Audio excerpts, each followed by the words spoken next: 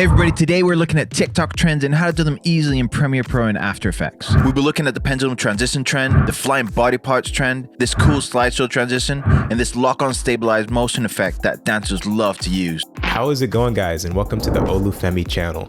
We're a group of teachers that want to shore up your video production skills in as little time as possible. Hey everybody, hope you're good. Dave here. Today we're looking at some TikTok trends. The first one we're going to look at is the body parts falling TikTok trends you've probably seen before. This video is sponsored by Envato Elements, so really appreciate those guys, and more about that later. Let's go straight into Premiere. I'll show you guys how to do the first one. Now we're here in Premiere. I've chosen a clip from Envato Elements. I'm going to drop it in here, and because this would be something I'd post on social media, I'm going to change the sequence settings to portrait mode, so that'll be 1080 by 1920. And I'm going to go into my effects and use the auto reframe effect to just reframe this guy in the center because he's kind of moving throughout the clip. We're going to drag this along a bit further and say we stop there. We're going to take a picture of that and go to where the picture is, open that in Photoshop, and this is what we have. Now, a cool feature about Photoshop 2022 is if we go into where the wand would be and select the object selection tool, it will just automatically select the different objects. So let's go with his shorts. And then what I'm going to do is right click and then select the inverse and then delete that. So we're just left with his shorts. And then I'm going to go ahead and export that as a PNG. Drag that PNG into Premiere. And the important thing to do right here is right where that cursor is, make sure you haven't moved it. Right where that cursor is, press the M key so we know when the frames match up. So I'm going to go ahead and animate that. We're going to keyframe position, scale, and rotation. Let's go up here, make sure it rotates a few times. Go up here, and then we're going to go to where the marker is and reset those settings. So what we have is this little animation, and because it ends there and the frames match up, right where the marker is, just cut that clip right there and you've got this right here. Obviously you can do that with a few more objects. You just repeat the same process.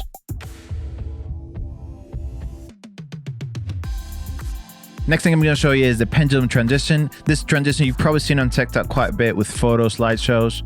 So I've got my photo right here. The first thing I'm going to do is I'm going to go into my effects and look for the transform tool. I'm going to select the image, keyframe position, scale, and rotation. And what I'm going to do is I'm going to move the anchor point. If I click the anchor point, move the anchor point to about right there. And so when that rotates, it's going to use that as a center. Then I'm going to go to my position and position that back to where it was. Then we're going to keyframe some rotation positions. The first keyframe is at the beginning, and then you want to go 2 frames, keyframe that, another 2, now 3, 3, 3, and then 4. So you got 2, 2, 3, 3, 3, and then 4. Go back to the beginning. The first one is going to be -5. Second one is going to be 5 degrees. Third one is going to be -3. Next we got 3, and then -2, and then 2, and then 0. To make that a bit smoother, I'm going to select everything and go to Auto Bezier.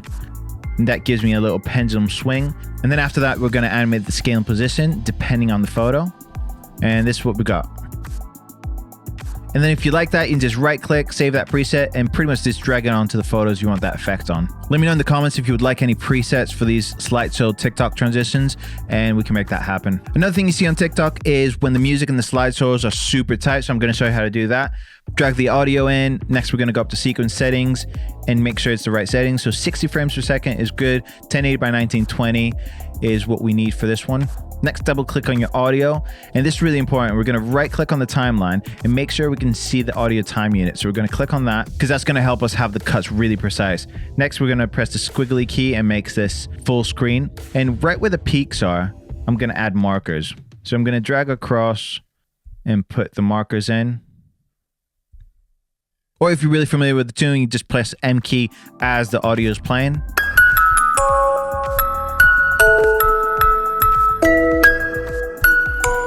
And then you just simply put the photos where the markers are.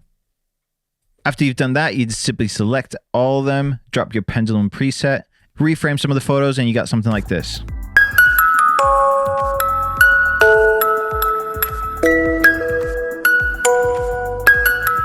As I said in the beginning, guys, this video is sponsored by Envato Elements. They've got an amazing library of things, over 1 million assets there for you guys to use. All the photos and videos used in this video, I've downloaded from Envato Elements. but they've got more. They've got graphics, video templates, motion graphics. They've got so much stuff, and I use it all the time for client work or for myself. They made it easy. You get unlimited downloads, and for $16.50 a month, you can't go wrong, honestly. Save yourself some time from downloading dodgy assets and green screen pixelated lower thirds from YouTube, and maybe use that time to go finish Squid Games or something. I don't know. It's totally worth it. Check it out. Links in the description. Let's get back to the video. Then we got this transition with squares moving around, forming into a final image. So I'll show you guys how to do that. Drop your photo in. Make sure the aspect ratio is 1080 by 1920. Next, what you want to do is go into your effects. We're going to drop a crop effect and a transform effect.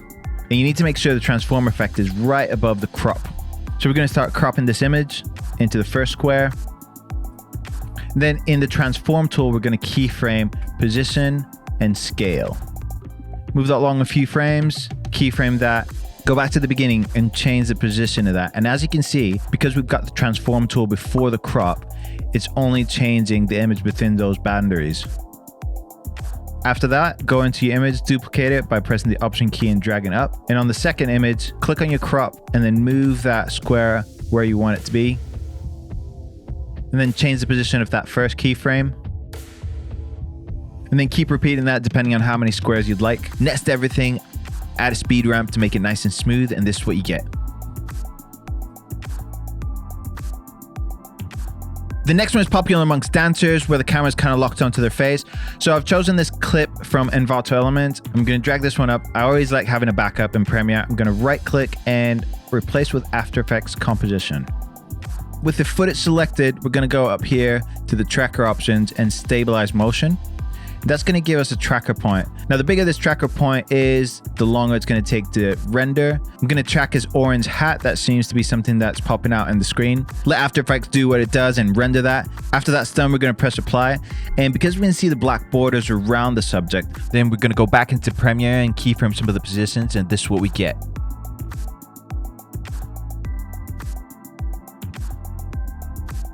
So that's it, guys. That's the video. Hope you guys enjoyed that. Like and subscribe. That always helps the channel. If you got any questions, drop them in the comments. All the relevant links are in the description. Thanks again to Envato Elements for sponsoring this video. And if you want to say hi to me personally, Dave the Greco is my Instagram handle. That's where I mostly hang out. Until next time, peace.